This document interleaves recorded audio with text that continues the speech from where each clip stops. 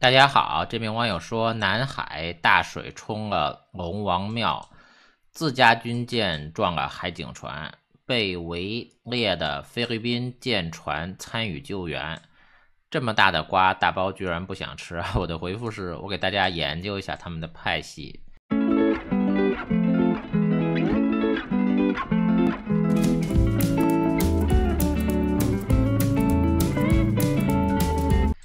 大家就能知道他们为什么这么废物啊。根据菲律宾媒体报道，中国海警3104舰艇周一在斯卡伯勒浅滩附近追逐一艘菲律宾海岸防卫队船只时，不慎与中国海军051D 型驱逐舰桂林号164舰相撞。菲律宾海岸防卫队随即提供协助。首先呢，中国的南部战区海军司令李鹏程已经被胡锦涛抓走了。为什么李鹏程是胡锦涛抓走的？因为我们分析一下就能知道呢，李鹏程是细包子的马仔啊。现在的南海舰队司令是谁？不知道。土共越来越黑暗啊，越来越垃圾啊，也不敢公开。只要公开，只要说个名字，我就能给大家把他的祖宗三代都找出来。现在都不敢公布了。现在出事的桂林号舰队司令是谁呢？舰长是谁？所属的南海舰队驱逐舰支队第2支队的支队长是谁啊？我们不知道，只能猜测有可能是南海舰队司令李鹏程提拔的。李鹏程官宣被抓还不到1年呢，半年多。根据中国人大网2024年12月25日消息圣诞节的消息，中国陆军原副司令游海涛、南部战区原副司令李鹏程因涉嫌严重违纪违法，被罢免第14届全国人民代表大会代表职务。中央社报道，针对中国解放军前陆军副司令游海涛、南部战区海军司令李鹏程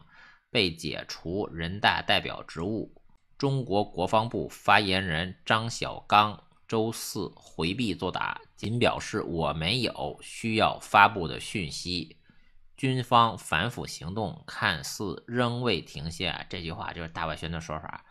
中国没有反腐败，只有以反腐败为外衣的政治大清洗啊！真要反腐败，这些人都全抓了，一锅端了才行啊！南部战区海军司令李鹏程就是被胡锦涛抓走的。李鹏程有习仲勋的背景，我们看多就明白，细包子提拔的人都是跟他爸习仲勋有关系的人，最坏的就是习仲勋呢。大外宣天天拿着细包子黑钱给细包子洗地啊。2008年左右到2011年呢，45岁的李鹏程任中国海军司令部航海保证部的部长啊。当时的海军参谋长是丁一平海军中将，由海军副司令兼任的。这个时间呢，就是大概的推估时间呢，太黑了，都不公开呀。2011年呢，李鹏程去担任北海舰队的副参谋长啊。航海保证部呢，就是中国海军参谋部下面的一个局，就相当于地级市的市长正局级，教局嘛。当时的海军参谋长丁一平呢，他本人就曾经担任过北海舰队的参谋长、副司令、司令啊，有比较强的北海舰队的背景呢，所以再安排一个自己的马仔去北海舰队也是合乎逻辑的。而且他们两个人就是曾经是上下级啊，李鹏程大概率就是丁一平的马仔啊。丁一平呢，也是一个红二代啊，纨绔子弟，屁都不懂啊，就是废物。红二代都是废物，我对红二代没有偏见，都是有证据的，是因为他们是真的废物才这样说的。中国海军361潜艇海难发生于2003年4月16日，中国人民解放军海军361号潜艇在内长山以东中国领海进行训练时，由于指挥操作不当，造成机械故障失事，艇上的70名官兵全部遇难。2003年5月2日，新华社对此事报道当时呢半个月之后就报道了，现在估计半年之后他也不报道，但没有指出失事的确切日期。潜艇事后被拖回港口。中共中央军委主席江泽民和副主席胡锦涛5月2日发了唁电。香港文汇报披露，潜艇失事的主要原因是潜艇充电时进气阀没有打开，以致艇内氧气短时间内耗尽，搭乘人员窒息而死这骚操作太骚了。2003年6月，在海军311潜艇事件中，北海舰队司令丁一平、政治委员陈先锋遭到行政降职处分。丁一平、陈先锋的军队行政职务分别降了一级，即由大军区副职降为正军职，军衔呢仍为中将。2006年呢，丁一平又升任了海军副司令。共产党就天天自己打脸，还说什么蒋介石把张灵甫爱将给释放出来，这共产党不也是吗？死了70个人，北海舰队司令丁一平降成正军职，又提拔成海军副司令也就是说，当年的北海舰队司令丁一平造成了中国海军的361潜艇海难，死了70个。过了22年又上演了，丁一平提拔的南海舰队司令李鹏程又在南海撞船了，这才叫做拥续红色血脉，弘扬光荣传统弘扬他们撞船的传统这丁一平和习仲勋是什么关系呢？丁一平的爸爸叫做丁秋生，丁一平的姐姐叫做丁一心丁一心嫁给了王正柱的儿子王岩就丁一平的姐夫王岩的爸爸王正柱呢是习仲勋的马仔王正柱有金身将军之称，是毛泽东枣园的老朋友，彭德怀多年的得力助手，与习仲勋有超过30年的情谊，在5位元帅身边工作过。王正柱的儿子王岩称延安是自己真正的故乡所以他们的人物关系是这样的中国南部战区海军司令李鹏程呢，他可能是他提拔的马仔桂林号的舰长，造成了南海撞船的事故提拔李鹏程的中国海军副司令丁一平，造成了361潜艇海难，死了70个。丁一平的姐夫王岩的爸爸王正柱呢，和习仲勋是30年的交情习仲勋是西北野战军的副政委，王正柱是西北野战军的副参谋长。这习包子因为他爸爸习仲勋才提拔李鹏程担任中将的，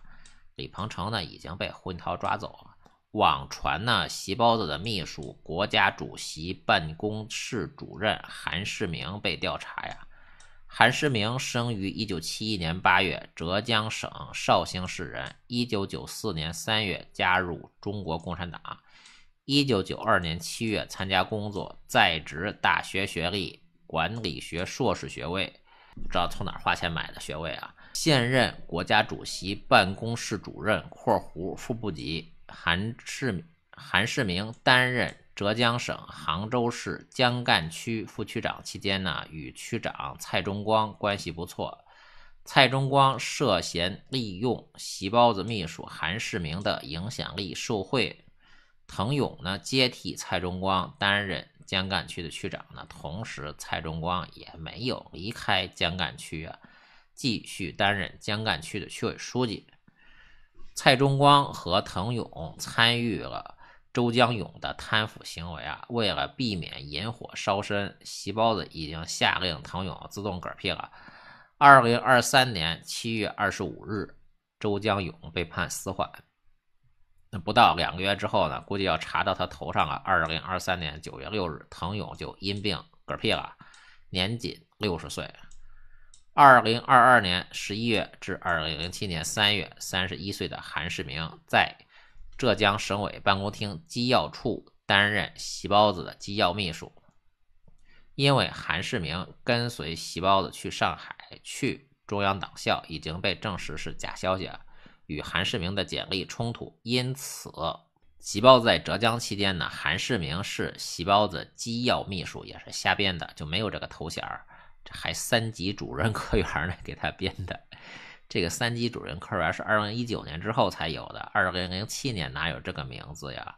但是韩世明的确是席包子秘书啊，但是2007年呢，他既没有3级主任科员这种名称呢，也没有机要秘书这种名称。当时可能有机要秘书的名称，但是韩世明没有当过机要秘书，就只有是秘书，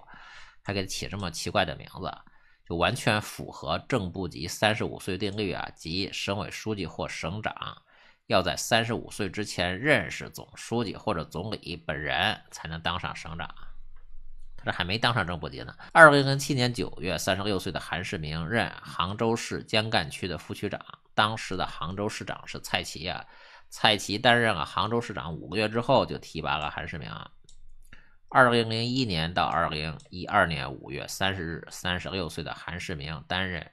中共杭州市委副秘书长、杭州市城乡区域统筹发展工作委员会办公室常务副主任。当时的杭州市委书记是黄坤明。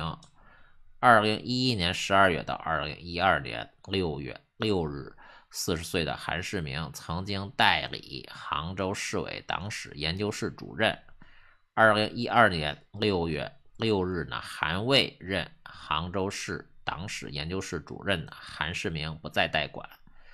2012年6月至2013年8月，41岁的韩世明任中共杭州直属机关工作委员会书记。2013年8月，战仁义任中共杭州市直属机关委员会书记，韩世明不再担任。1个月之后呢，2013年9月，龚正接替黄坤明担任杭州市委书记，因此韩世明和龚正没有交集啊。2013年8月，42岁的韩世明调入中央办公厅工作，就是席包子正式上位有半年吧，继续担任席包子秘书。2014年3月27日，蔡奇被免去浙江省人民政府副省长职务，调任新成立的中央国家安全委员会办公室副主任。因此呢，韩世明比蔡奇进入中央的时间还早啊，是席包子直接把韩世明调入中办的，跟蔡奇没有关系啊。蔡奇和黄坤明呢，只是2个马屁精而已啊，知道韩世明是席包子秘书就拼命提拔呀。2022年7月19日，中国共产党中央和国家机关代表会议选举产生出席党的20大代表293名，名单中包括韩世明。这条消息证明韩世明在蔡奇担任中办主任之前呢，已经长期在中办工作，都选成代表呢，起码的工作2-3年之上啊。蔡奇的只是个小马仔呀。2024年6月呢，53岁的韩世明任国家主席办公厅主任、中办副主任（括弧副部级）。这里面呢有一个韩世明的同案犯周江勇啊，这个我没有研究过，天天就知道这是席包子亲手提拔的象山县委书记。那么席包子离开浙江之后呢，肯定还是有安排啊。2005年38岁的周江勇任浙江省宁波市象山县委书记啊，当时的浙江省委书记是席包子本人。席包子亲自指挥、亲自部署、亲手提拔的象山县委书记照样被抓了。2010年2月至2010年4月，43岁的周江勇任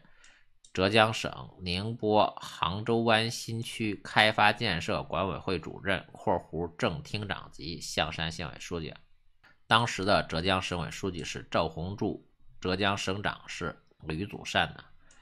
周江勇第一次提拔正厅级应该就是吕祖善提拔的。周江勇呢，在赵宏柱的任期之内呢，没有担任地级市的市长和市委书记啊。2013年3月至2015年8月，46岁的周江勇任浙江省舟山市委副书记、代市长、市长，浙江舟山群岛新区党工委副书记、新区管委会常务副主任。2014年2月呢，取代转正。当时的浙江省委书记是夏宝龙，省长是李强啊。2015年8月至2016年1月，48岁的周江勇任浙江省舟山市委书记、市长，浙江舟山群岛新区党工委书记、管委会主任，浙江省海洋港口发展委员会筹副主任兼。当时的浙江省委书记还是夏宝龙，省长还是李强啊。这两部但不是李强提拔的，就是夏宝龙提拔的，这个也看不出来啊。2022年2月，中国最高人民检察院依法以涉嫌受贿罪对周江勇作出逮捕决定啊。周江勇于2001年至2021年呢，收受财物人民币1.82亿元，这个都没有排除细胞的担任浙江省委书记那个期间啊，从2001年就开始算了。2023年7月25日呢，安徽省滁州市中级人民法院公开宣判周江勇受贿一案，对周江勇以受贿罪判处死刑，缓期2年执行呢，剥夺政治权利终身，并处没收个人全部财产。这细胞的秘书韩世明到底牵扯了多少进去呢？也不好说。好的，谢谢大家。